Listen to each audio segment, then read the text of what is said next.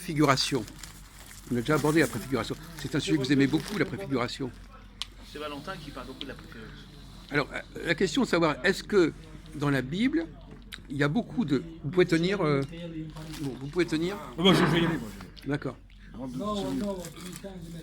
On est. Ne touchez à rien. Hein.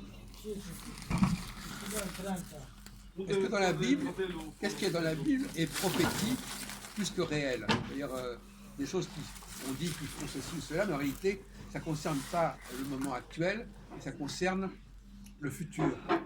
Par exemple, qu'est-ce que c'est que est-ce que les tables de la loi, est-ce elles ont été données à Moïse ou est-ce qu'elles seront données plus tard?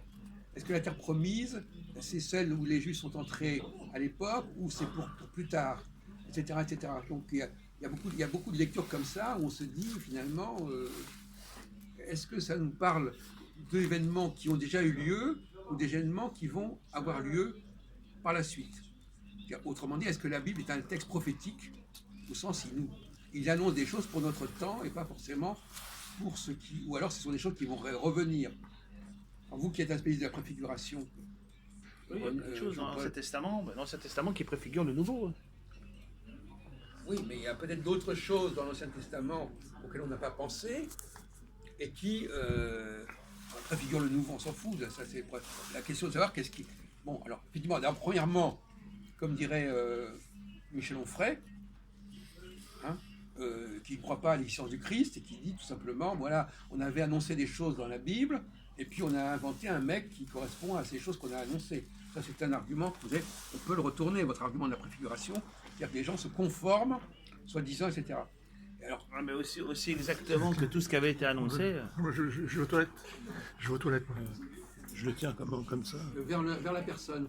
Vers la Tu vois personne. la personne dans l'écran. D'accord. Non, mais là, non, derrière tout ça. Ah oui, voilà. Toi, c'est pas compliqué. Ouais. Non. Donc lui, il n'a pas eu la musique. Attends, mais je vais le prendre dans... Toi, tu vas le garder 3-4 minutes. J'ai un truc à écouter dans 3-4 minutes. Et après, je vais le prendre. Ah d'accord, très bien. Ou lui, je lui disais. Lui, on ne sait pas. Lui, Moi, j'allais à l'écran. oui, d'accord. Mais voilà, alors allez-y. Je dors 2 heures par nuit. Comment? Je dors 2 heures par nuit. Non mais attendez, vos commentaires, on s'en fout. Hein.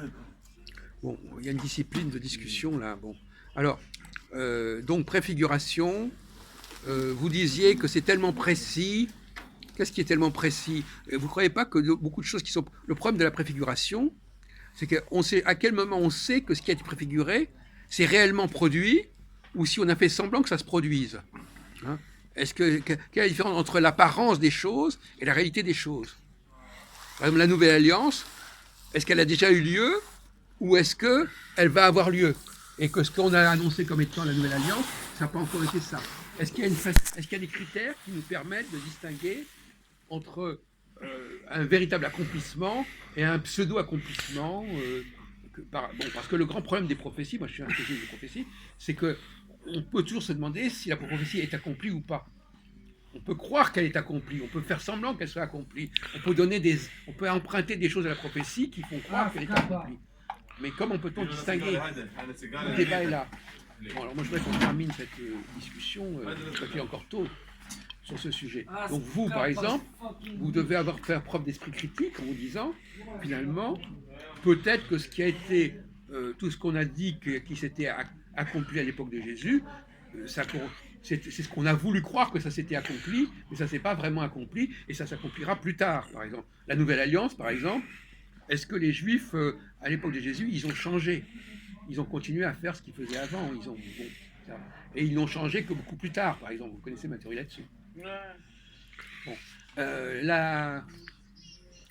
L'étape de la loi, le décalogue, est-ce que vraiment ces 10 commandements, ils ont un intérêt quelconque, tel qu'on nous les présente dans la Bible? Tu ne tueras point, tu ne voleras point. Vous savez, c'est du basique, ça. Hein, c'est pas... Est-ce que c'est vraiment ça qu'on attend une révélation divine? Enfin, il faut être un peu sérieux. Est-ce qu'on attend une révélation divine, des choses de ce genre-là? On a l'impression que la montagne, c'est le cas de le dire, le mont Sinaï accouche d'une souris. Là. Est-ce que ça vous est déjà venu à l'esprit, monsieur Jean-Paul? Non, moi je ne donne pas les noms de famille. Enfin, on peut vous appeler quand même de temps en temps. Comment? Non, ça fait rien. Est-ce que ça vous est venu à l'esprit Est-ce que ça vous est venu à l'esprit que le contenu des 10 commandements, il était un peu léger comme mise en scène, voilà. On va dire, voilà, Moïse arrive, et puis on lui dit, voilà, tu ne voleras point, tu ne convoiteras pas la femme de ton prochain, tu respecteras tes parents. Pour des humains, Non, non, mais on n'a pas besoin on n'a pas besoin de révélation pour C'est des trucs. adéquat à l'humanité. Hein. Non, non, bon, d'accord. Et vous, Philippe, est-ce que vous ne pensez pas, comme moi, que les 10 commandements tels qu'elle nous les propose, ça ne fait pas le poids par rapport à une révélation divine? Et qu'il faudrait attendre quelque chose d'un peu plus puissant, un peu plus transcendantal que les 10 commandements. Bon. Alors, Christophe, vous avez un propos là-dessus, vous avez un discours là-dessus? Oui, je peux rajouter un avis, je peux dire que les 10 commandements sont quand même applicables. C'est le moins qu'on puisse dire. Justement, c'est ça le problème. Ils Je sont prends tellement applicables qu'ils sont banals. Oui, mais bon, ils sont banals, mais ils sont appliqués. Voilà. Mon Ça- avis. On peut toujours appliquer. Hein. Je réponds pourquoi. Une racaille ou un délinquant qui vole dans un magasin qui se fait attraper et qui se fait mettre chez les flics en garde à vue et qui fait de la tôle, c'est une loi qui a été appliquée. Une des critères des 10 commandements. Écoutez, non, mais justement, vous n'avez pas suivi notre conversation. Ah, d'accord. Notre conversation, c'est est-ce que on a besoin est-ce que les 10 commandements, c'est pas autre chose que ce qu'on en dit? De même que la terre promise, par exemple. Est-ce que cette fameuse terre de Canaan, de Palestine, est-ce que c'est vraiment quelque chose de si important en soi Non, je trouve que c'est pas important. Bon. Voyez-vous, voilà des questions qu'on a peut-être déjà abordées. De même que, par exemple, pour revenir sur ce qu'on fait un peu la synthèse d'un certain nombre de choses qui ont été dites. Alors, asseyez-vous, René Louis, on vous attendait. Non, on ne vous attendait pas, mais enfin, on a fait une pause de toute façon, on n'est rien perdu. La question, c'est une question d'ordre théologique. On est dans la théologie maintenant. Est-ce que la Bible est un livre historique ou un livre prophétique? C'est-à-dire que ce qu'on nous raconte dans la Bible, ça a eu lieu ou ça va avoir lieu? Par exemple, quand on dit la terre promise, est-ce que c'est la terre promise de cette petite carton de terre de Canaan? Ou est-ce que c'est une autre terre promise plus importante? Est-ce que les tables de la loi, c'est les simples tables de la loi des 10 commandements, tu ne voleras pas, tu ne convoiteras pas la femme de ton prochain?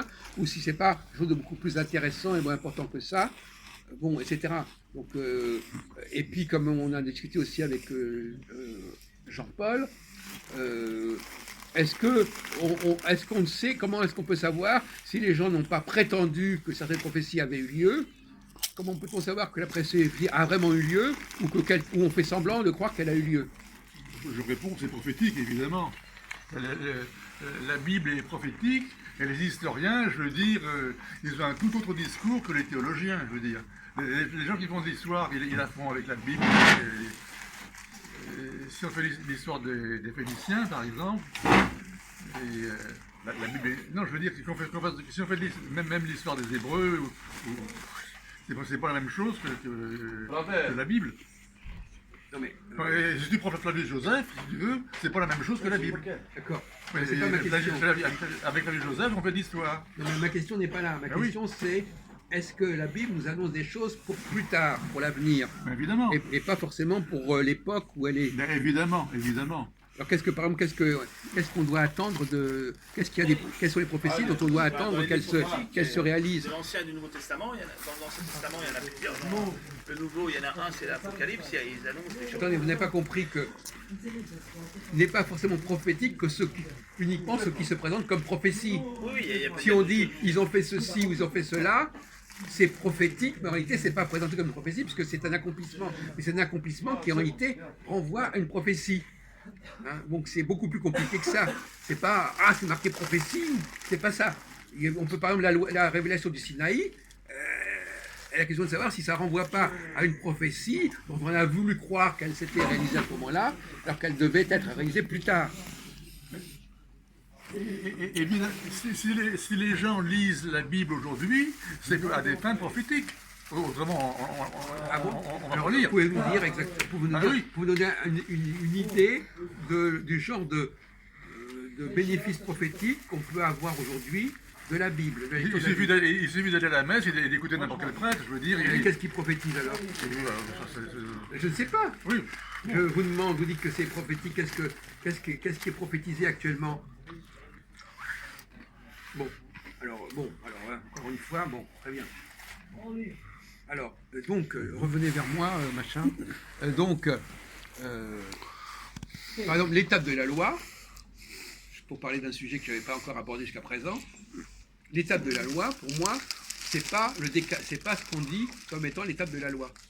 Oui, je sais. Non, j'en ai pas parlé de ça. Si, vous nous avez dit qu'en fait, il y a des choses qui ont été tronquées. Oui, ça c'est vrai, mais ça c'est vrai, mais c'est pas l'essentiel de ce que je suis en train de dire Mais maintenant. réécrire l'étape de la loi, en fait, redonner leur sens originel, c'est ça, Oui. enfin, ou le sens qu'elles auraient dû avoir, mais qu'elles n'ont jamais eu. Oui, Vous mais allez c'est- leur donner ça. Oui. C'est extraordinaire, mais bon. Non, mais attendez, oui, vous avez raison de rappeler que j'ai dit ça, mais c'est pas ce que je suis en train de dire. Effectivement, il y a deux questions qui se posent. Je ne vais pas entrer dans la technicité de l'exégèse, mais je suis là, moi. Hein. Il y a la question de rétablir le texte tel qu'il est dans la Bible, l'étape de la loi, mais c'est pas ça dont je parle. Moi, il s'agit de dire que ce texte lui-même ne correspond pas à la réalité.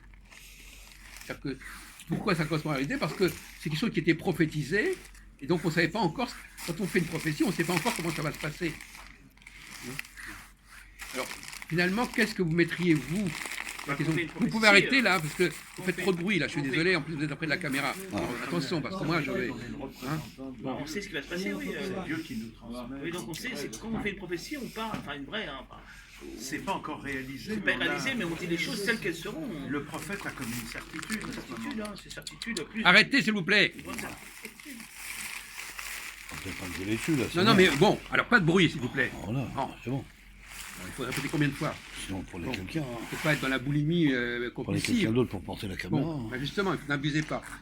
Alors effectivement, je reviens à ce que disaient nos amis, puis vous écoutez ce qu'ils disent. Vous le mangez. Alors donc finalement... J'ai le droit de manger quand même. Wow, Ah, non, pas dans la réunion, pas dans la réunion. D'accord. Et pas en faisant du bruit en plus. J'ai le droit. J'aime pas les gens qui disent que j'ai le droit.